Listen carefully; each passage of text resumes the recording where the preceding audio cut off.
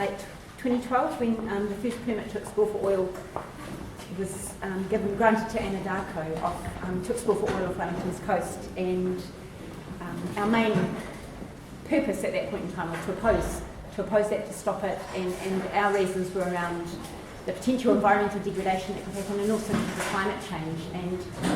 And several of our members from that time had come from groups who were organising around climate change and climate justice in particular.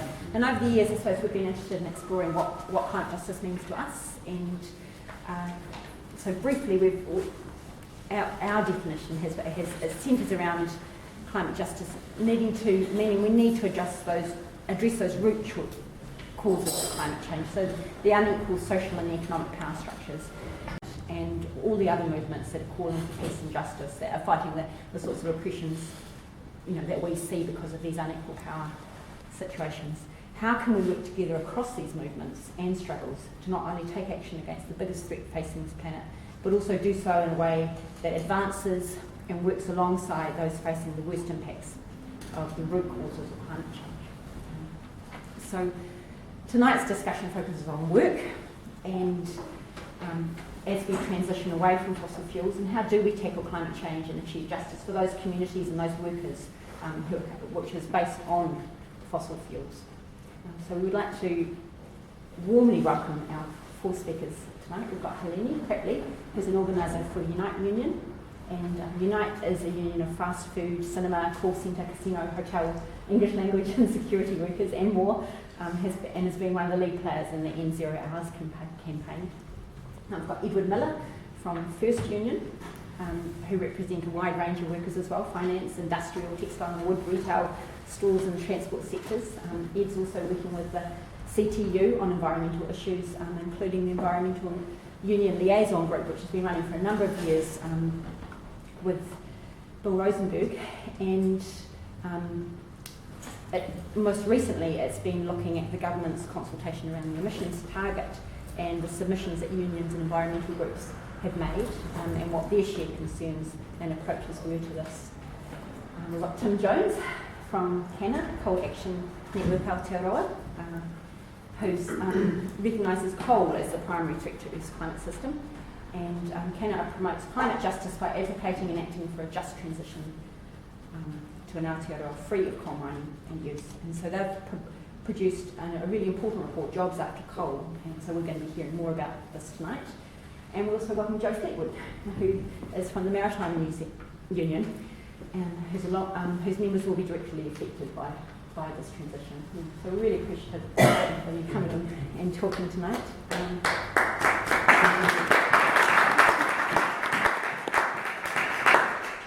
Because this is not a new discussion, and as tonight's discussion will reveal, and Sharon Burrows, who from the International Trade Union Federation, was here a few months ago and talked about what their 3 main campaigns were, and one of them was climate change, saying we do need to have a just and planned transition, and their catchphrase was there's no jobs on a dead planet. So, and there's been a lot of work done overseas around this, so I'm really looking forward to tonight's discussion. James will give us a little bit more about housework and how it's going to work. Cool. I guess the first, most important point is that toilets are through that door, up 2 flights of steps and on your right. So, whatever. There's Kai and drink as well. Feel free to help yourself throughout this evening. There'll be time afterwards for informal chat and eating and drinking as well. But feel free to get up and help yourself whenever.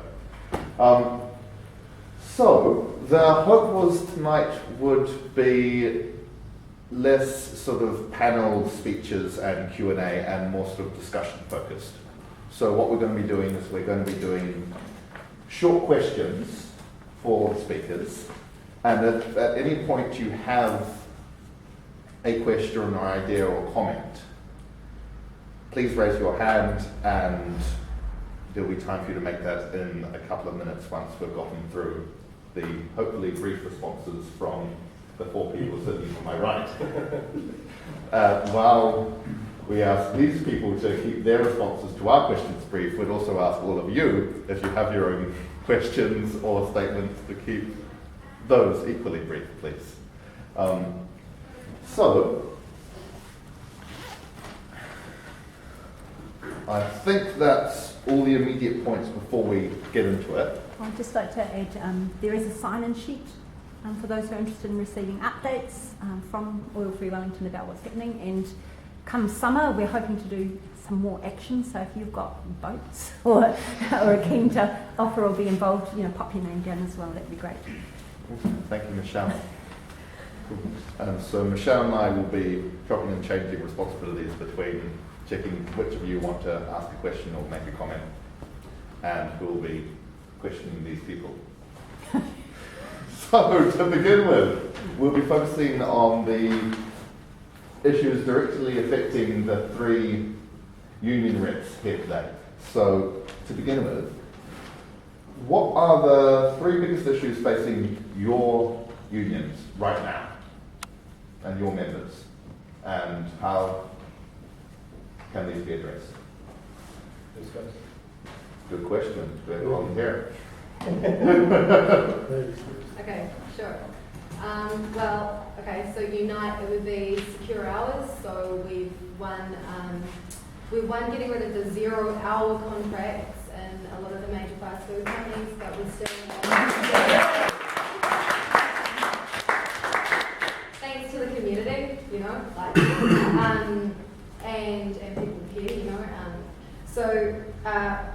here, but that's still a major challenge.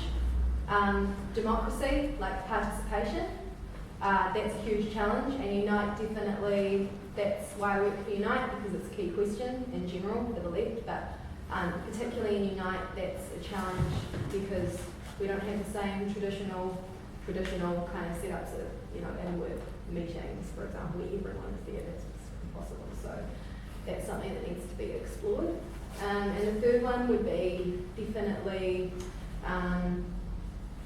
I'd say, the trajectory of the union movement in general. So this is a key question for our union because it's sort of like, we want to relate to wider campaigns that will encompass a lot of areas of the working class that might not necessarily just be in our union. So I think we're trying to convince other unions that that's something that we absolutely have to do in order to survive as unions. Thank you, Heleyni. Ed? Okay, well, I can't really say anything better in terms of security than Heleyni has, but that's definitely an issue for us across the sectors where we represent workers, not just the issue of not getting enough hours, but then also having hours stolen from you, box rates, scam rates, targets, all of these measures that make workers more insecure in their everyday lives. So that's definitely a big issue, and it's something that we'll be looking at more. Growth is a constant issue for our union. We have to recruit hundreds of members every single month to stay still. I've been working for the union for 20 years, for 3 years, and it's completely different. And our union has stayed pretty much the exact same size over that whole period, and all of our organisers are pretty much engaged in a constant battle of staying in exactly the same place. And then the final point is, and this is kind of like from my perspective, because I'm a researcher, is the issue of structural unemployment is a constant issue for workers in New Zealand, and that means that there's a whole bunch of people who, due to the fundamental policy settings of our economy, stay unemployed, and those people exert constant pressure on other workers in terms of keeping their wages and conditions stagnant. So structural unemployment, growth, and insecure hours, I would say. Excuse me. Croaky. I suppose, I will have to agree with the last 2 speakers. But just within the maritime industry, I suppose there would be an attack on job security.